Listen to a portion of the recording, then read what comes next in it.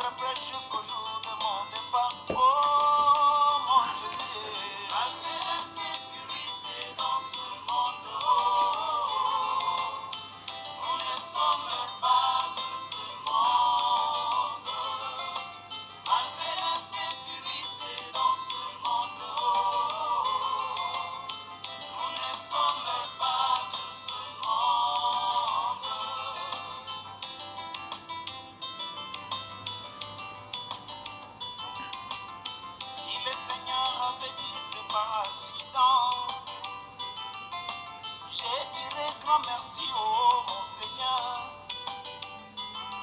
car ce n'est pas comment je partirai qui m'importe, mais la question c'est de savoir vraiment si je partirai, oh mon Jésus. Au lieu de vous poser des questions, comment tu vas partir au ciel, ne pose pas la question, est-ce que tu mérites à y aller? Nous ne sommes pas de ce monde et l'insécurité règne dans ce monde. C'est la vraie parole de Jésus qui peut nous sauver.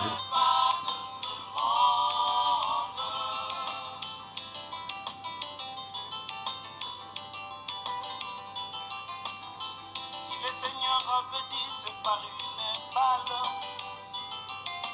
je dirais grand merci oh mon sauveur, car ce n'est pas comment je partirai qui m'importe, mais la question c'est de savoir vraiment si je partirai, oh mon Jésus. Nous devons répondre à cette question, nous qui sommes chrétiens. Est-ce que nous allons hériter le royaume du ciel? Au lieu de chercher à savoir comment nous allons y parvenir.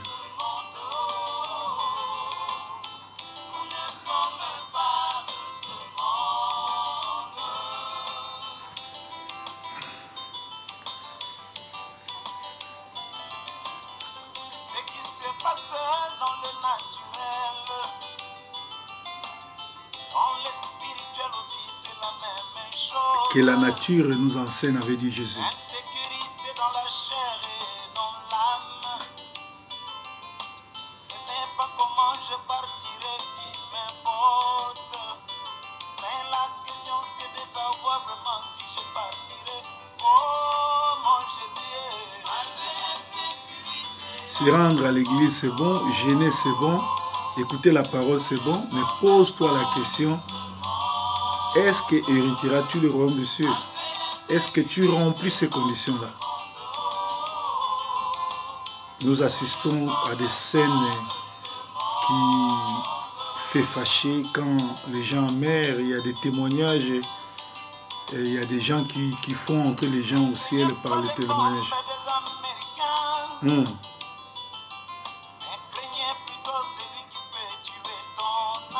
Craindre, c'est lui qui peut tuer ton âme.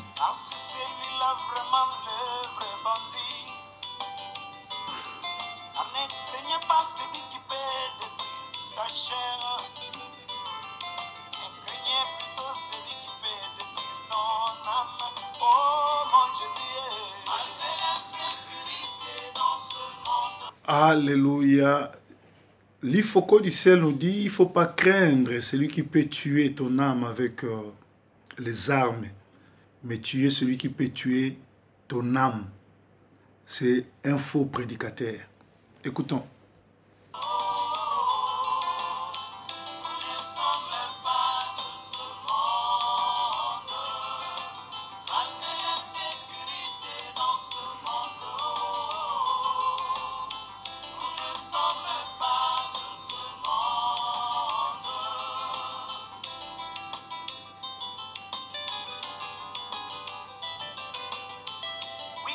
tu fuis l'accident. Comme tu fuis l'accident et les chiens enragés. Oui, comme tu fuis d'un chien enragé. Devant celui-là qui tord la parole. Devant celui qui tord la parole. Car c'est celui-là vraiment le vrai bandit. C'est celui-là qui va t'empêcher d'hériter le royaume des cieux. C'est celui-là vraiment le vrai danger. C'est celui-là le vrai bandit, le vrai danger. Méfie-toi de lui. Merci, merci, merci les focaux du ciel. Le message est passé. Il faut fuir celui qui tord de la parole parce qu'il est un danger public pour toi. Il peut t'empêcher à hériter le royaume des cieux. Nous sommes dans Éphésiens 5, 22 à 25 que je vais lire pour vous parce que il y a des dames qui se plaignent, il y a des mamans, des femmes mariées qui m'ont appelé. J'ai reçu au moins plus de 15 mamans qui m'ont appelé, qui se posaient des questions, qui ont voulu même que je puisse expliciter ce message-là. Ils disent que, pasteur, il y a des hommes qui confondent sur la soumission et l'amour. Parce que nous qui sommes dans les mariages, nous avons des hommes qui interpellent mal, qui interprètent même mal le parole, ce message. Si tu peux éclaircir, ça aidera beaucoup de couples. Bien aimé, je vais lire au nom de Jésus-Christ, Éphésiens 5, 22 à 25, on nous dit ceci. Éphésiens 5, 22 à 25, on nous dit Femmes, que chacune soit soumise à son mari, comme au Seigneur, car le mari est le chef de la femme, comme Christ est le chef de l'Église, qui est son corps et dont il est le sauveur. Or, de même,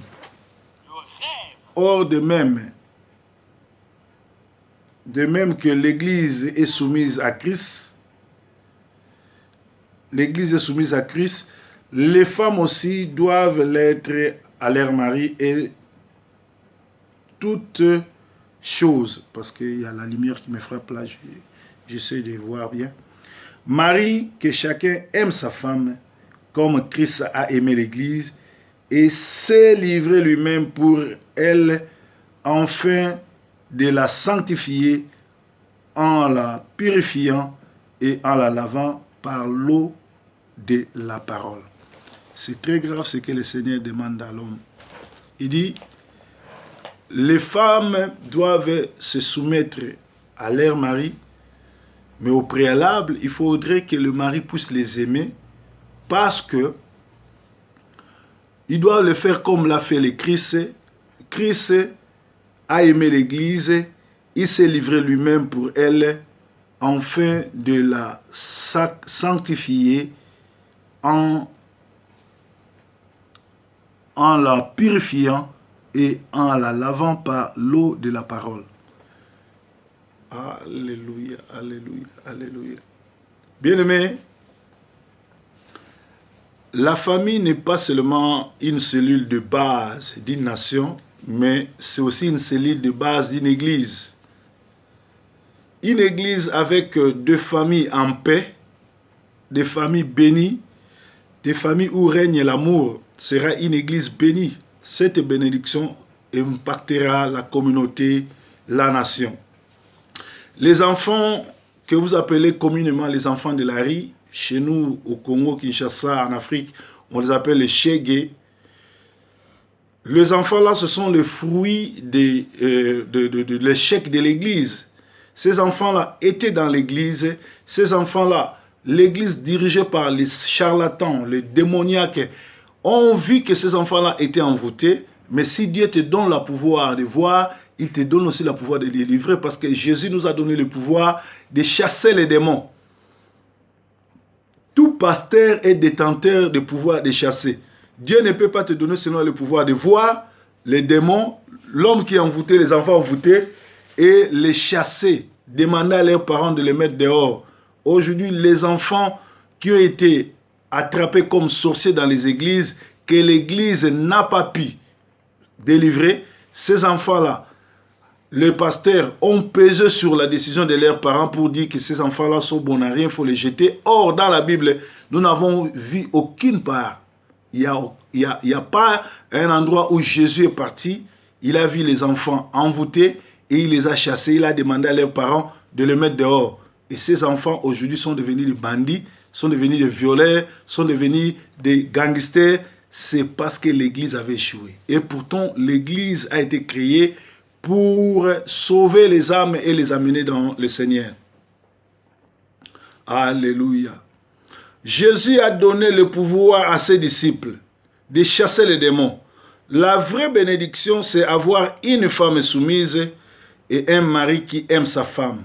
À Éden, Dieu a dit à l'homme, toi, allez voir ça dans Genèse 3, il a dit, tu vas travailler et tu mangeras sur la sueur de ton front. C'est-à-dire, il n'y aura pas quelque chose de facile pour toi, tu dois aller travailler. Aujourd'hui, les hommes qui sont fainéants, qui sont restés dans la maison, vivant dans les camps, demandant l'argent de la femme, ils sont sous la malédiction. Et le Seigneur a dit à la femme, toi, ton regard sera fixé vers ton mari. Lis toute Genèse 3, 1 jusqu'à 16, je crois. Vous allez voir Genèse 3, premier verset jusqu'à Genèse 3, premier chapitre jusqu'à 16. Vous allez voir ça. Alléluia. Genèse chapitre 3, verset 1 à 17, vous allez voir ça.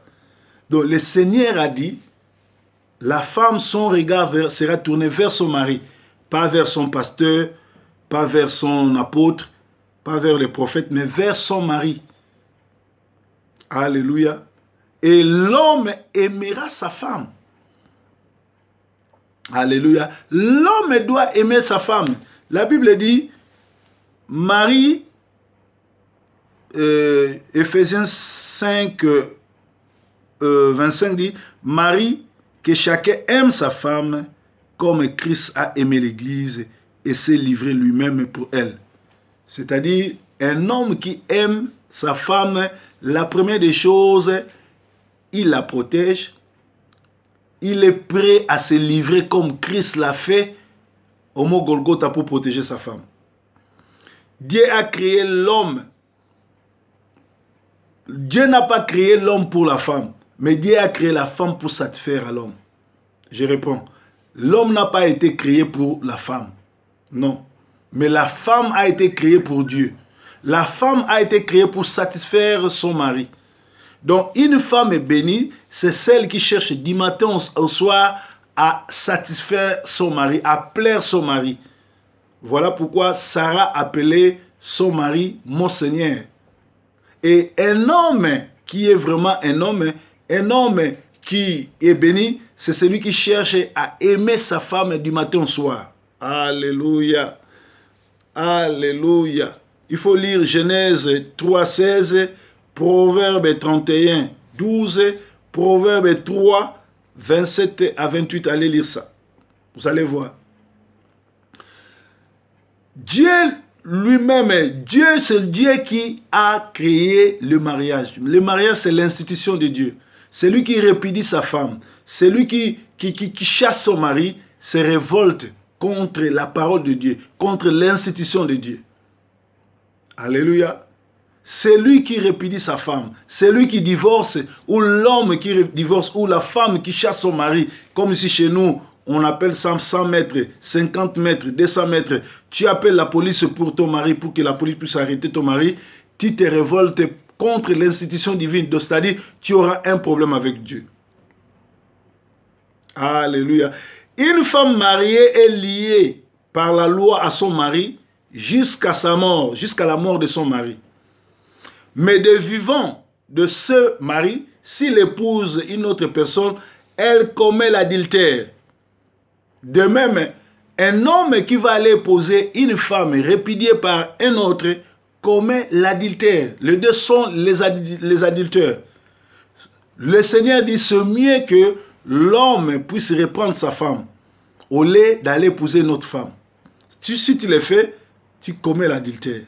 Et ça, tu peux aller voir ça dans Romains 7, 1 à 14. Aussi longtemps l'homme est vivant, aussi longtemps la femme qui a été mariée par un homme qui est vivant, cette femme-là ne peut pas se marier avec une autre personne. C'est-à-dire qu'il n'y a pas de divorce.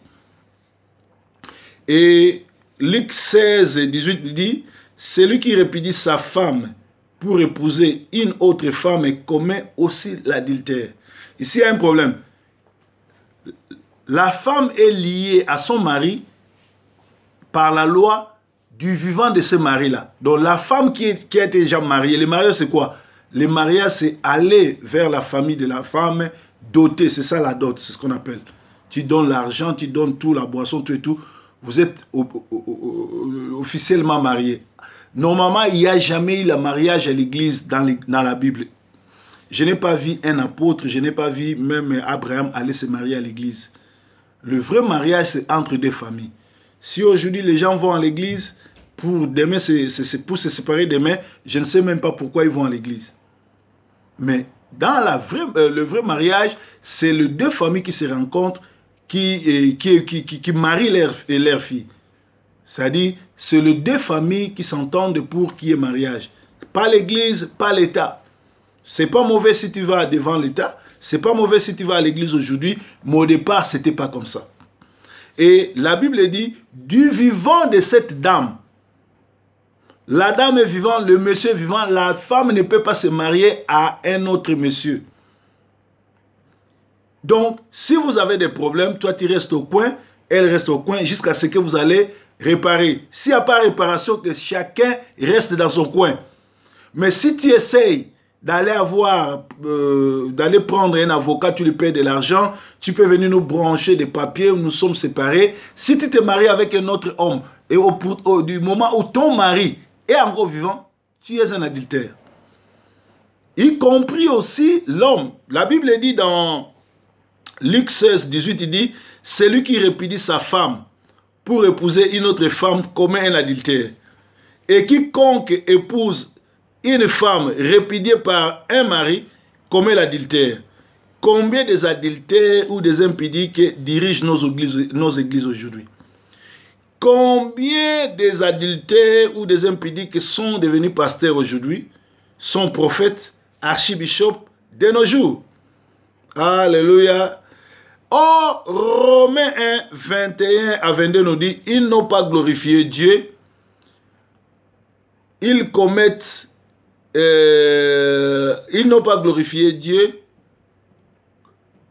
ils se sont égarés, ils se vantent être sages et sont devenus fous. Et suivez même, il y a des pasteurs qui passent à la télé pour vous présenter sa femme. Non, ma femme a divorcé, voilà, je vous présente une nouvelle femme. Donc ces gens-là se sont égarés, ils ont donné le dos au Seigneur et ils sont devenus fous. Quand ils passent à la télé, il y a même un Moukouna qui est passé à la télé, il a dit, il est parti présenter sa femme à la dame, donc à la femme du président de la République. Donc, un pasteur qui est contre le mariage, c'est-à-dire qui se révolte contre la parole de Dieu et prend ça à protocole pour aller présenter maintenant à la première dame du pays. Voici, moi je suis un pasteur et je viens de divorcer et ça c'est la nouvelle femme. Donc les deux sont ce qu'on appelle les impudiques.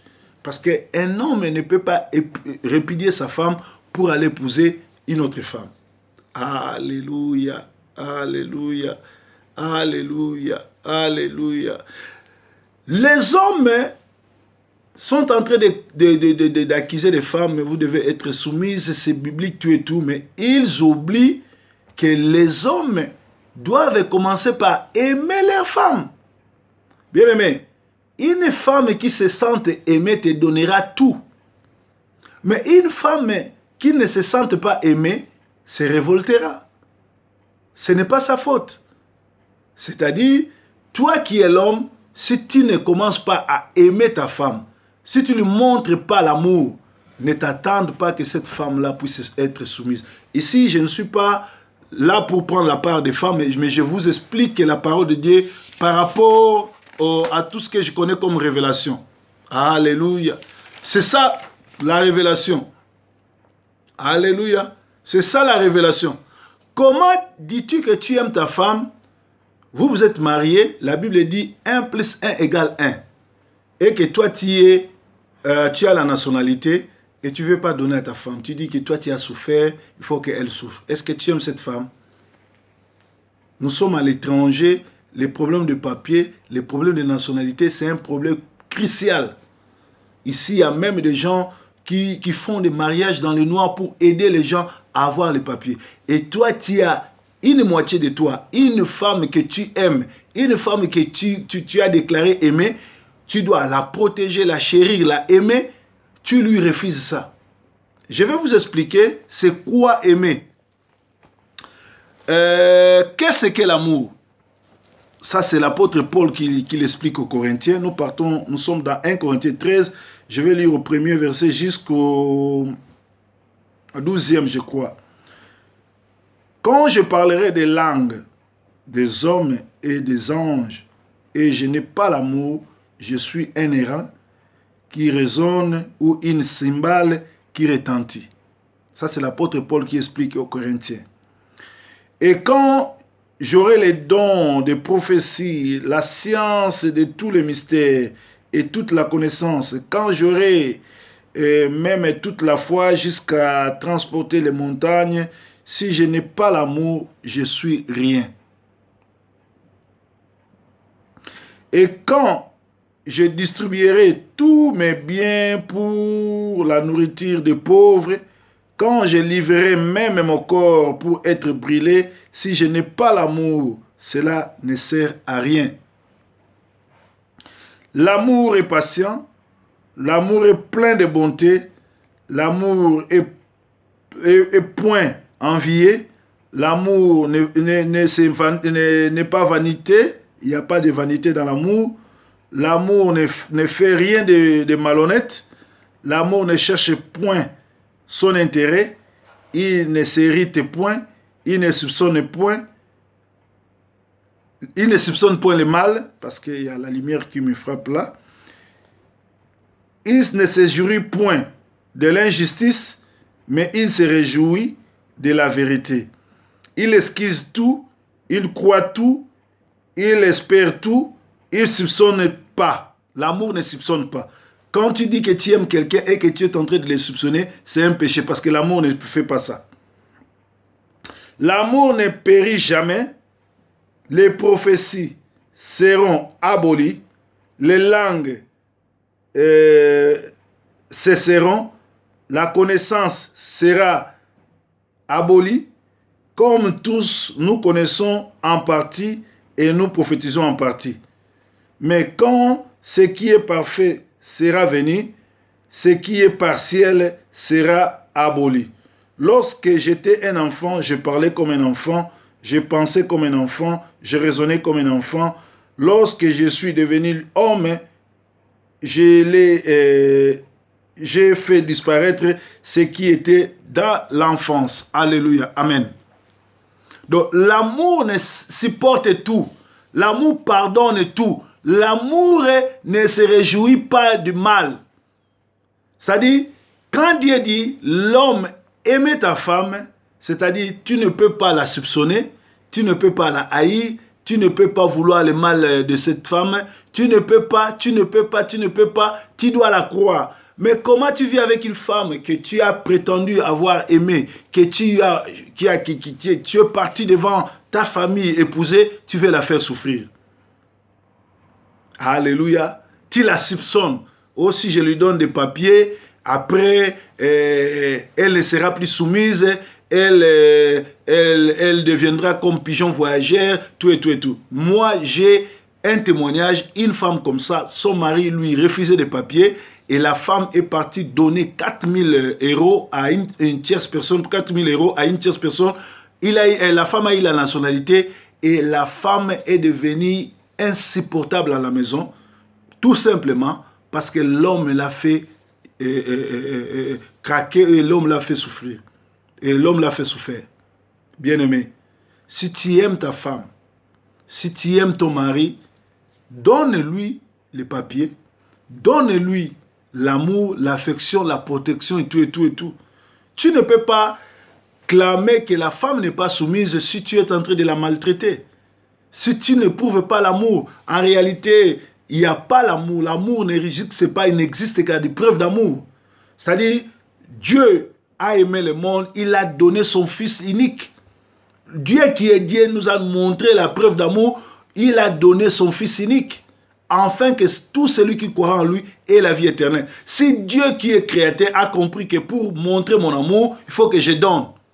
Tu ne peux pas dire, tu aimes ta femme, et pourtant tu ne l'habilles pas, tu ne lui donnes pas l'argent des poches, tu ne prends pas soin d'elle, tu ne lui donnes pas de papiers. Si tu aimes quelqu'un, la première des choses, tu dois arranger son histoire de l'immigration. Parce que c'est ton amour, c'est ta femme. Si l'immigration venait l'arrêter ou la refouler, ça va te faire du mal.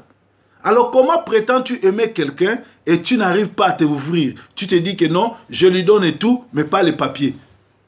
Et si cette dernière, par ses relations, par sa grâce, et ses papiers de sa façon, est-ce qu'il y aura encore l'amour? Est-ce qu'il y aura l'attente dans ce foyer? Bien aimé, il y a des mamans qui m'ont appelé, qui ont pleuré, ils sont en train de souffrir. Les hommes aiment la soumission, mais ils ne nous montrent pas l'amour. C'est comme ça que les mamans ont dit, pasteur, est-ce que tu peux nous parler sur ça? Dieu a dit, l'homme, aimez votre femme comme Christ a aimé l'église. L'église a des problèmes. L'église avait des péchés. L'église, il y avait des voleurs. L'église, il y avait des violeurs. L'église, il y avait des tueurs. Mais Jésus a pris l'église. Il a pris tous ses soucis. Il a pris tous ses péchés par le sang de Jésus. Par ses maîtrisures, il a lavé l'église. Et il a sauvé l'église. Ici, c'est très très grave quand le Seigneur dit, je reprends 1 Corinthiens 5, il ne faut plus aller tourmenter les femmes pour leur dire, soyez soumis, si au départ, toi l'homme, tu ne lui montres pas l'amour. Et les femmes, vous devez savoir que le Seigneur vous a créé pour plaire à vos maris. Une femme qui ne plaît pas, qui ne cherche pas à plaire son mari toute sa journée, n'est pas une femme, ne sera même pas bénie, parce qu'elle est en train de se révolter contre la parole de Dieu. Dieu a dit à Adam, dans le jardin d'Éden, il a dit, toi tu vas travailler et tu vas manger sur son sujet. Il a dit à Ève, ton regard sera tourné, fixé vers ton mari. Va voir ça dans Genèse 3, 16. Ton regard sera fixé pas vers ton prophète, pas vers ta tante, pas vers ton oncle, pas vers les voisins, vers ton mari.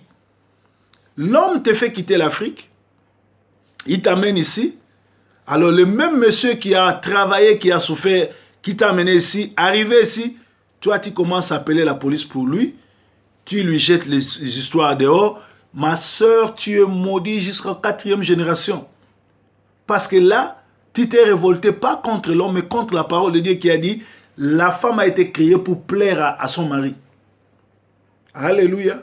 Parce qu'il y a des femmes qui se sont mal comportées, il y a aussi des hommes qui se comportent mal. Donc là, je suis au milieu, je parle aux femmes, je parle aussi aux hommes. Parce que nous sommes des chrétiens, il y a des gens qui prient, mais nous ne voyons pas de fruits de l'esprit. Les gens qui connaissent la parole, les gens qui craignent Dieu doivent respecter les Écritures de Dieu. Une femme mariée doit respecter son mari. Voilà pourquoi, dans le jardin d'Éden, Dieu a montré à Ève de fixer son regard vers l'homme. Et tu vas voir à la fin, Dieu chasse. Et Adam et Ève, ils ne se sont pas chamaillés. Je n'ai pas vu Adam dire, c'est toi Ève, tu m'as créé des problèmes. Moi j'étais ici, je ne mangeais pas cet arbre. Toi tu es arrivé, tu m'as imposé parce que Ève avait imposé à Adam de manger le fruit de cet arbre. Parce que Adam a vécu avec Dieu. Il n'a jamais tenté à manger le fruit de cet arbre parce qu'il savait que c'était interdit. Mais à la fin, les deux sont chassés du dehors du jardin. Je ne les vois pas se chamailler. Ils partent ensemble. Ils reconnaissent, ils prennent acte, ils ont mal fait, ils vont les subir ensemble. Mais aujourd'hui, pourquoi il y a tant de condamnations? Si quelque chose ne marche pas, l'homme s'acharne sur sa femme. Si quelque chose ne marche pas, la femme s'acharne sur son fils, sur son mari. Et voilà, qui sont maintenant les coupables, qui sont maintenant les gens qui sont exposés, ce sont les enfants. Bien-aimés, l'amour c'est plus que ce que nous pensons. Jésus a dit, Éphésiens 5, il nous dit, Éphésiens 5, 25, il dit ceci, Marie, que chacun aime sa femme comme Christ a aimé l'Église. Il s'est livré lui-même pour elle, afin de la sanctifier, en la purifiant et en les lavant par l'eau de la parole. Donc, ici, parce que les hommes, il y a trop de prédicateurs, mais ils ne prêchent pas avec l'Esprit de Dieu. Il y a trop de bandits, de charlatans qui se sont introduits dans l'évangile. Ils n'ont pas l'évangile, ils n'ont pas la connaissance, pas de révélation, ils prêchent n'importe quoi. Ici, le Seigneur dit quoi? Il dit que l'église était sale. L'église avait des péchés, il y avait des tueurs, il y avait des violeurs, il y avait des brigands dedans. Mais l'homme qui est Dieu, Dieu quand il a pris la femme, qui est l'église, comme il a tant aimé l'église, qu'est-ce qu'il a fait? La première des choses, il dit, Marie, que chacun aime sa femme, comme Christ a aimé l'église, il s'est livré lui-même pour elle. L'homme doit se livrer lui-même pour sauver sa femme. Il doit se battre pour rendre sa femme heureuse. Il doit se battre pour laver sa femme. Même si ta femme est sorcière, même si ta femme est pit number one, qu'est-ce que tu dois faire?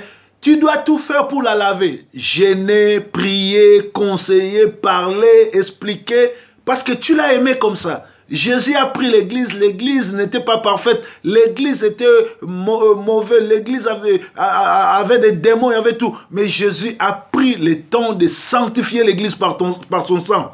C'est-à-dire, un homme, c'est celui qui sanctifie la femme. Peu importe là où tu l'as trouvé, peu importe comment tu l'as trouvé, peu importe ses réactions, ses comportements, son éducation, comme tu l'as aimé, c'est toi qui as ce devoir-là de la laver. Jésus dit, Marie, aimez vos femmes comme Christ a aimé l'Église.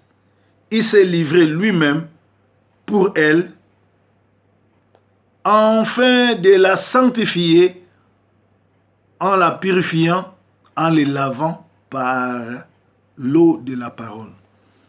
Ça veut dire que Jésus a payé un prix pour laver l'Église, pour enlever les péchés de l'Église. C'était pas facile. Il est parti à Golgotha, il a été humilié.